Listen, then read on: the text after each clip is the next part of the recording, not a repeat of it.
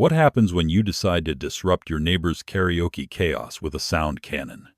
Join me in uncovering how one act of rebellion sparked a neighborhood revolution against entitlement. At precisely 3 a.m., while the moon hung like a silver coin in the starry sky, I flicked the switch to the sound cannon, my prize piece of tech designed to send out waves of sound so intense, even the less than charming camaraderie of Karen's late-night party would have to concede defeat. It was ridiculous, I tell you.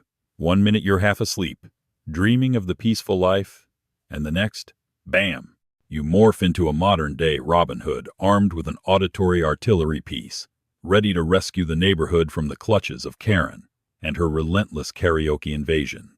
With a mix of excitement and nervousness, I cackled to myself, picturing the chaos that would ensue.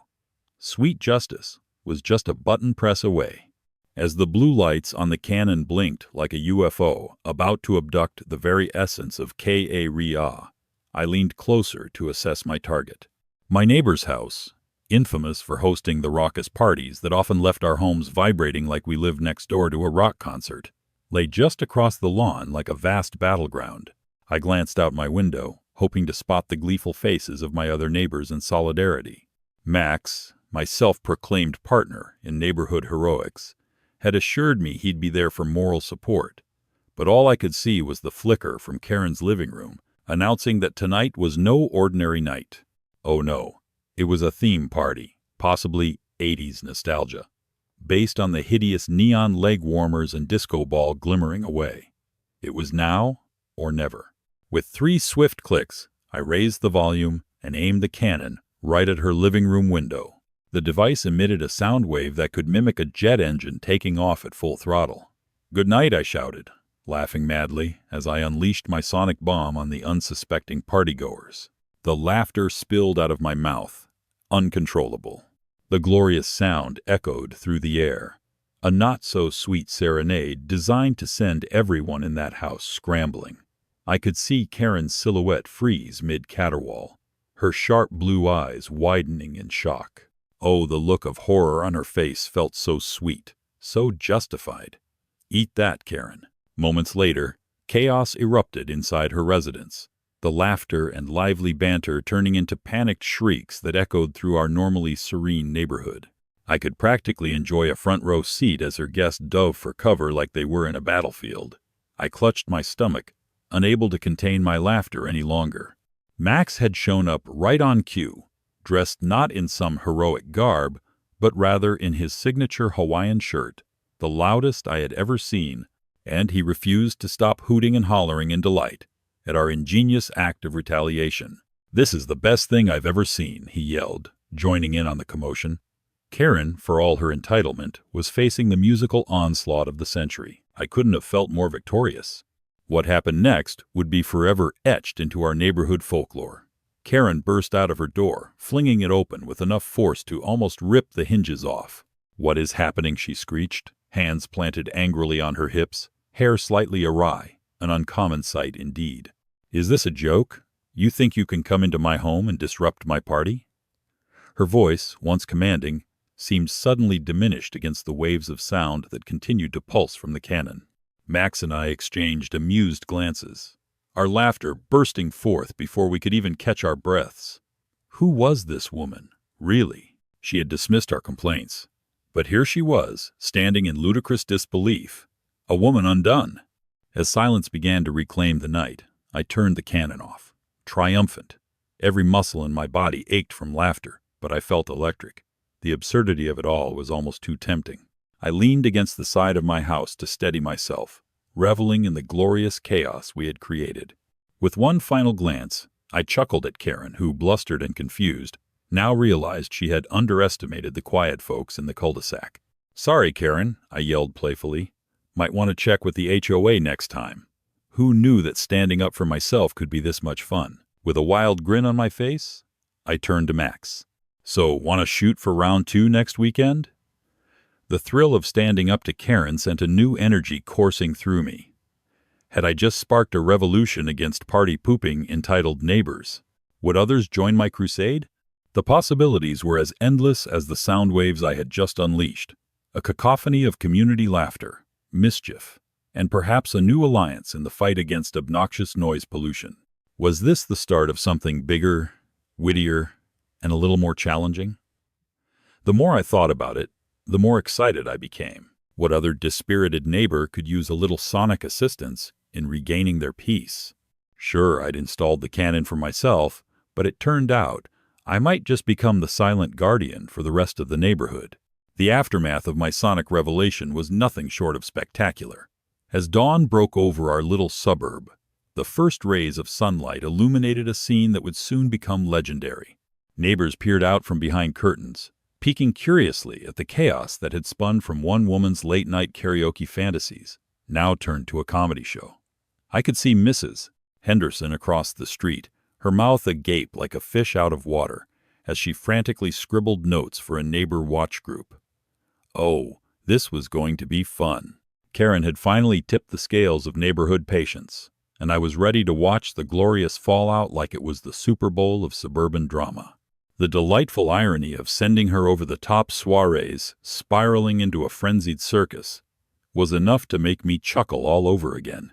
Max, still bouncing with exuberance, leaned against the side of my house, crossing his arms as he watched the chaos unfold, with an expression that could only be described as absolute glee. Man, you need to market this, Ethan's acoustic justice, for when complaints just don't work. He guffawed, a hearty laugh that echoed through the otherwise peaceful morning. I couldn't help but imagine the infomercial, glittering with neon lights, while cheeky testimonials from neighbors flashed across the screen, praising the life-changing impact of my new product. But in reality, as I stood there, I knew deep down it wasn't about monetizing this chaos.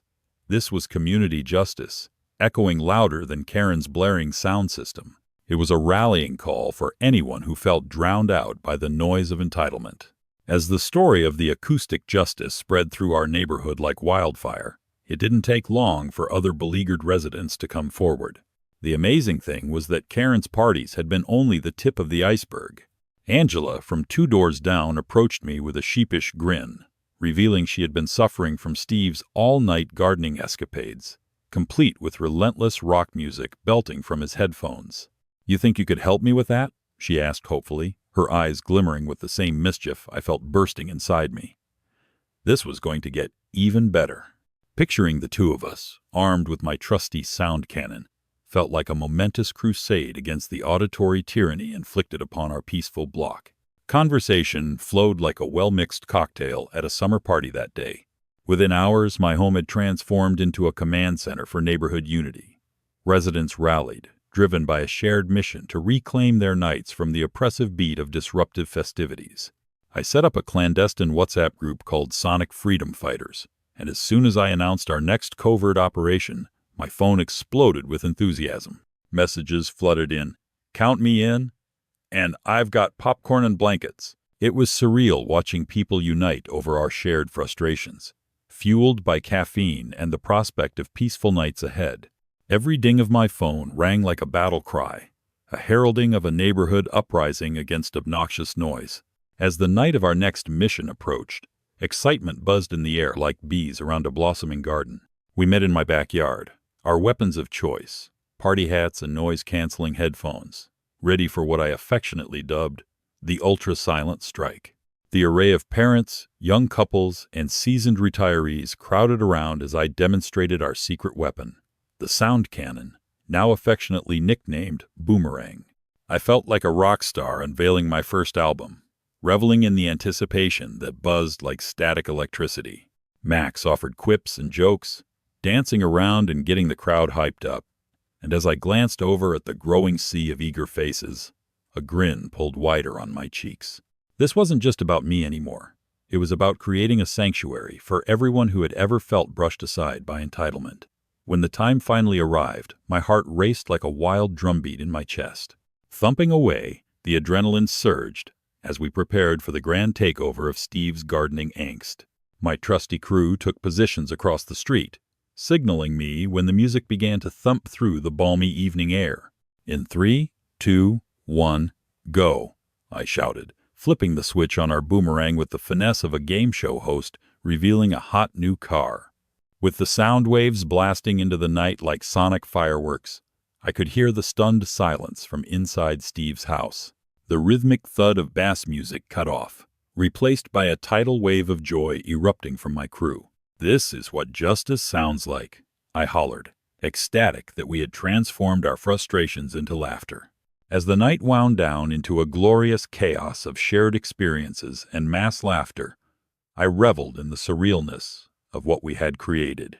The idea of protesting against boisterous parties transformed into an epic neighborhood festivity. Everyone seemed lighter, more alive, like we had somehow taken control of the narrative and rewritten our rights to quiet nights. Standing there, surrounded by affectionate neighbors dressed in ridiculous party attire, fearlessly united against the loudest splashes of privilege, I couldn't help but wonder if we'd encouraged any other neighborhoods to join in. What if this was just the beginning of a revolution? A vintage war cry against the entitled? And could I be the unlikely hero at its heart? Not merely a guy in jeans and a t-shirt, but perhaps a champion of suburbia battling against the excesses of our overlords. What new sounds might echo in the night? The morning after our triumphant siege on Steve's audacious garden jam was nothing short of electric. In the wake of last night's riotous laughter and shared camaraderie, I sprang from my bed with more enthusiasm than a kid on Christmas morning. My energy felt boundless, and I was eager to see the aftermath of our sonic rebellion. As I made my way to the kitchen, my eyes caught a glimpse of Max emerging from his Hawaiian-hued lair, brightly clad and radiating positivity like some kind of caffeinated sun. He approached me with a goofy grin, and I couldn't help but burst into laughter. "Did we really just start a silent revolution?" he asked, shaking his head in disbelief. It was true. The ultra-silent strike had kicked off a wave of community spirit so fervent it felt like we were on the verge of a nationwide movement, retaking our nights one noise complaint at a time. As the day unfolded, our neighborhood began to reflect the absurdity of our chats. Angela brought over homemade cookies to share, while Mrs.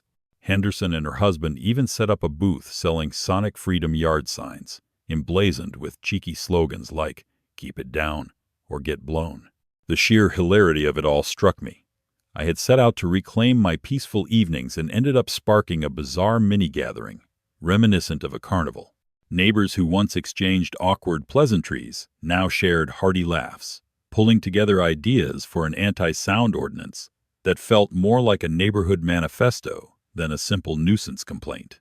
The potential for this community to outsmart those who had taken advantage of it emboldened everyone, and I reveled in the joy sprouting like wildflowers amongst us. Later that afternoon, the front yards became the ultimate brainstorming zone. Fueled by an unyielding desire to thwart entitlement, we filled mason jars with lemonade, wielding our pens like swords, as we drafted what we affectionately dubbed the Neighbor's Etiquette Guide. Max animatedly debated the pros and cons of allowing occasional Taco Tuesdays, while other residents pitched their ideas for maximum laugh factor, an optional boombox hour once a week, supervised to ensure no one drowned out poor old Mrs. Thompson's piano lessons. My thoughts drifted to what had once seemed like a mundane existence, and I couldn't help but smile. A story written by all of us, rather than Karen's loud, ostentatious chapters alone. The rest of the day passed in a blur of laughter and creativity, but as the sun began to set, I felt the blood rush in my veins.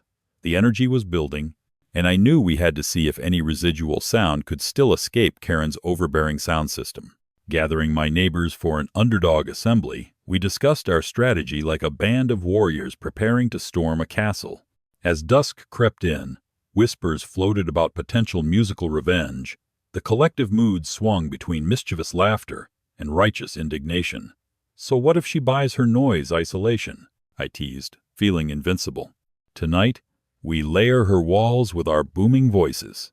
The plan was ludicrous, but weighted with intent. We would confront her karaoke sermon head-on, right where it all started. Nightfall draped itself over us like a cozy blanket, and our motley crew mobilized, armed with rhyming chants, ridiculous get-ups, and of course, the mighty boomerang sound cannon. We approached Karen's house with a confidence that felt like it flowed straight out of a comic book.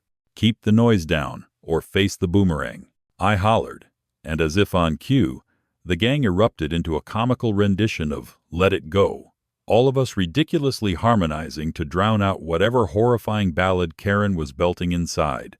Laughter echoed through the neighborhood as bewildered neighbors peeked out from behind curtains, some even applauding our audacious antics.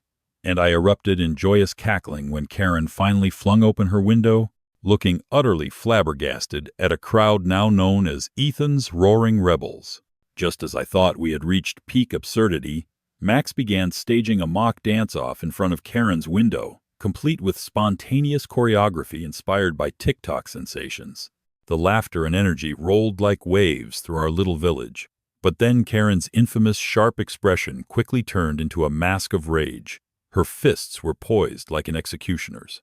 "You will pay for this, Caldwell," she shouted. But the sheer volume of our passion drowned her words like a whisper in the storm. Never had I felt more euphoric at steering chaos. It was as if a collective switch flipped within all of us. We were not merely residents anymore. We were champions standing for a cause that promised the return of our serenity, refusing to budge in the face of entitled outbursts. Suddenly, as if she had transformed into an unhinged conductor of bad karaoke, Karen piped up, launching into an ill-timed rendition of "I Will Survive." My neighbors cheered and sang along, completely on board, with throwing some good-natured shade back at her. The cacophony escalated, mixing with the striking sounds from the boomerang cannon, as we danced, laughed, and harmonized into oblivion. As I stepped back to take in the surreal scene, a tantalizing thought crossed my mind. Had we really sparked an entire musical protest against the tyranny of noise? Was this the new anthem of our suburban rebellion? The answer hit me like a lightning bolt. Whatever we had started tonight wouldn't just echo through these streets. It would surely ignite a grand chorus that refused to relent against the unbearable din of those unwilling to coexist peacefully. The strangest sense of defeat melted away in a wave of exuberance as we reached the chorus. How liberating it felt to reframe our frustrations into a neighborhood symphony, their entitlement and our clash, now a luscious performance of unity. I couldn't wait to see how the neighborhood council would react to our impromptu concert of injustice. After all, who could ignore the combined powers of spectacle and sound? As our last shouts of joyous defiance resonated into the crisp evening air, I couldn't shake the feeling that this was just the beginning of something wonderfully absurd and overwhelmingly powerful. What other anthems of change could emerge from our shared laughter and camaraderie? The dawn, after our epic showdown with Karen, brought with it a bittersweet sense of victory. I was sprawled across my couch, sore from laughing and dancing the night away, a state I'd gladly endured for an unforgettable night of hilarity. My phone vibrated furiously on the coffee table, a buzzing raindrop of notifications in a now sunny world. I jolted upright, heart racing as I glanced at the screen, only to witness an explosion of memes, videos, and amused commentary flooding social media. My neighbors were sharing every moment of our ridiculous performance. Ethan's Roaring Rebels had gone viral overnight. My friends would back me up when I said I'd never felt so ridiculous yet fulfilled. Laughter was infectious. Speaking of infectious, I quickly realized Karen had not hidden behind her heavy drapes in the aftermath of our serenade, but rather she had transformed into a social media warrior, waging an online war of her own. Scrolling through her posts was like diving into a satire of a soap opera. Videos of her in her finest slippers monopolizing her feed as she raged about Ethan's cancel culture caravan. The posts were peppered with videos of her pretending to be a melodramatic diva, clutching her pearls as if they'd been snagged on the twinkling lights of her cherished raucous soiree. I couldn't help but chuckle. There was something so relatable about her melodrama that felt like I was watching a live performance of a cringe-worthy TikTok challenge that went perilously wrong. As the day rolled through, neighbors gathered for an impromptu coffee gathering at Max's yard. The heat of the sun was almost rivaled by the warmth radiating from our bubbling conversations about the previous night's antics. "You need to make a playlist to get back at Karen," someone declared, sparking a hilarious brainstorming session that took our rebellion to new heights. We bounced ideas off one another, fully embracing the absurdity of our suburban circus. "How about We Will Rock You, but with a slightly aggressive kazoo section?" I suggested, sending everyone into fits of laughter. Can you imagine her expression? Max chimed in with a flourish, his Hawaiian shirt flaring with his exaggerated hand gestures. It was in these moments, amidst the laughter and caffeine, that I felt fortified by our bond. We were a community hungering for change and loving every kooky second of it. My mind raced ahead as we tossed around silly ideas for our next grand adventure. The HOA emergency meeting loomed on the horizon, and momentum surged like tidal waves through our neighborhood. What if we amazed the HOA with our creativity? I proposed, brandishing my phone like a scepter. Why not present our etiquette guide as an interactive comedy sketch? Laughter erupted, and I could already envision the absurd spectacle we could present. A fusion of light-hearted combativeness and neighborhood spirit that would captivate the stoic board members and make Karen squirm. Imagine the look on their faces as we bring the drama, Max added, doing a theatrical swoon that sent an eruption of giggles through the group. Our minds whirred with ideas, fusing chaotic camaraderie with earnest wishes of reform. As the sun dipped lower, casting long shadows over our gathering, I knew we needed to finalize our plan. I turned serious, inciting passion through the lively, hilarious banter that had woven itself into the very fabric of our community. "This is our moment," I proclaimed, striking an impassioned pose as the sun set behind me like a dramatic backdrop. "If we can bring our absurdity to the HOA and present ourselves as one united front, it's not just about defeating Karen. We'll be transforming our neighborhood narrative." I glanced around, my heart swelling at the uniquely colorful bunch gathered before me. We were misfits who had become rebels, armed not only with wit and humor, but with a shared purpose to carve out a peaceful existence. That night felt electric. We rehearsed our sketch under the twinkling stars, perfecting our routines with comical flair and excessive enthusiasm. A montage worthy of a montage movie ensued. Max almost slipping in the grass while juggling lemons, Linda dramatically swatting flies as those dastardly nuisances were called out on the etiquette guide, and John impersonating Karen with exaggerated gestures that had the crowd roaring in stitches. It solidified something I hadn't quite admitted to myself. Our small act of metered chaos had ignited a phoenix, and now we were collectively rising with an energy that would shock even the most stoic among us, perhaps including Karen herself. The day had arrived for the HOA meeting. Nervous anticipation surged within me as I stood at the front of the group. Our vibrant ensemble adorned in DIY badges showcasing peace, quiet, alongside caricatures of Karen's most infamous moments from last night. The energy crackled as we filed into the conference room, a motley crew of unyielding resolve rattling the often stuffy establishment. I could already spot Karen sitting rigidly at the front, with her sharp blue eyes narrowing like a hawk eyeing its prey. However, the sight of her only fueled my determination. This was it. Would they scoff at our creativity, or would we shine as an unstoppable force, a rapturous wave of laughter crashing through the dull gray walls of convention? What would it feel like to confront this farcical injustice head-on? What was about to unfold was anyone's guess. As I stood at the front of the crowded HOA conference room, I felt a wave of exhilaration wash over me. There was a vibrant energy pulsating through my makeshift team, the peace, quiet rebels, who were being ridiculously absurd for a noble cause.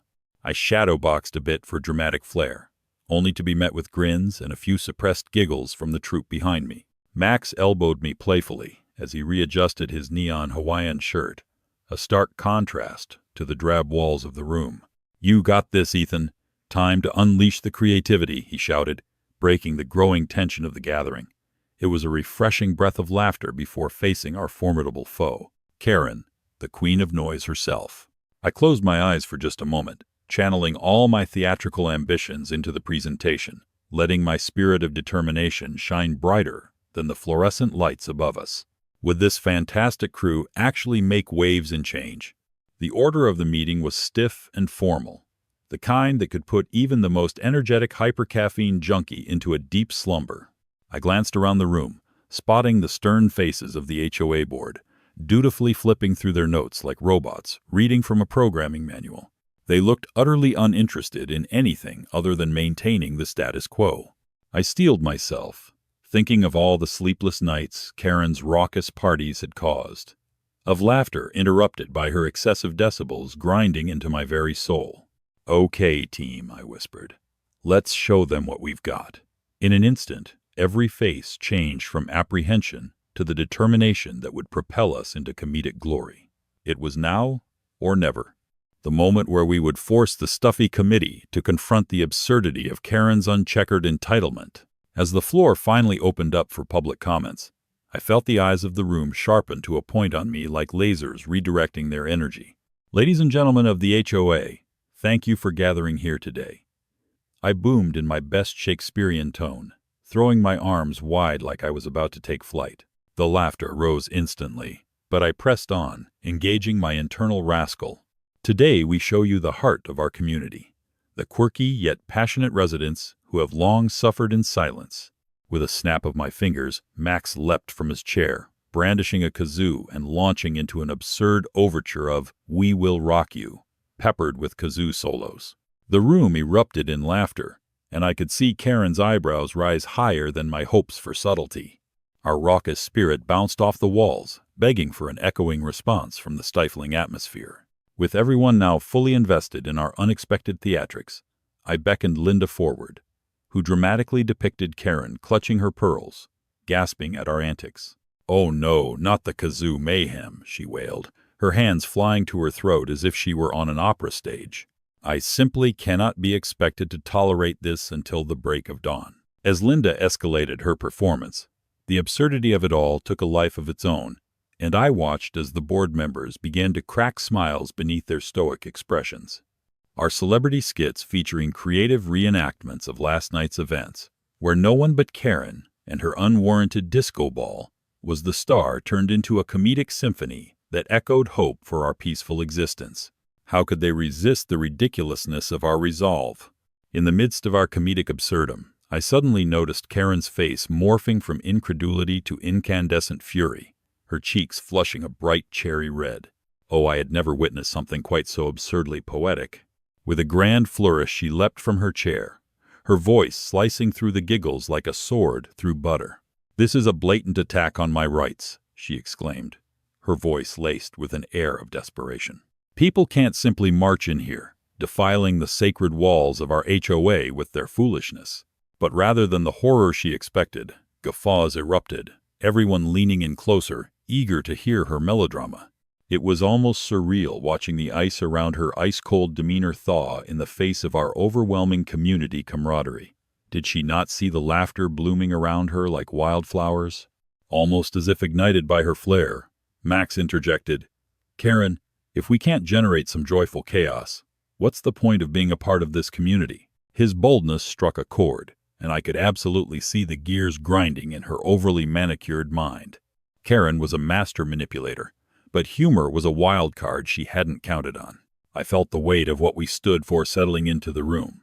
Not just our right to tranquility, but our right to enjoy our lives without fear of incessant parties. Our commotion was proof that our collective joy could outweigh her oppressive noise. I glanced at my rebel friends in solidarity. Their smiles were contagiously infectious, and as they expanded into an orchestra of support, the tide turned palpably in our favor. As our sketch unfolded, the laughter crescendoed to the point of delirium. Even the normally cold beam of the HOA president cracked a wry smile. Karen sputtered in disbelief, as the board seemed to be recognizing the ridiculousness of her entitlement, a palpable shift happening before our eyes. "Laughter is the universal language," I declared triumphantly, waving my hands like a magician about to reveal a grand finale. "We need to embrace the joyous chaos, not shun it. Life's too short to worry about the volume. So let's elevate our neighborhood's spirit through laughter rather than petty complaints." I could feel the room transforming, the energy igniting an appreciation for our quirkiness that could either turn the tides on Karen's reign or at least ensure our conversations didn't always end in frustration. Was this not what we were fighting for? The meeting ended with laughter ringing in the air while Karen sat fuming, betrayed by her own roiling bravado. Maybe our enchanted rebellion was the exact kind of harmony the HOA needed. It felt like we were finally unleashed, ready to tackle the absurd with exuberance. Was this the beginning of a new era for our quiet community?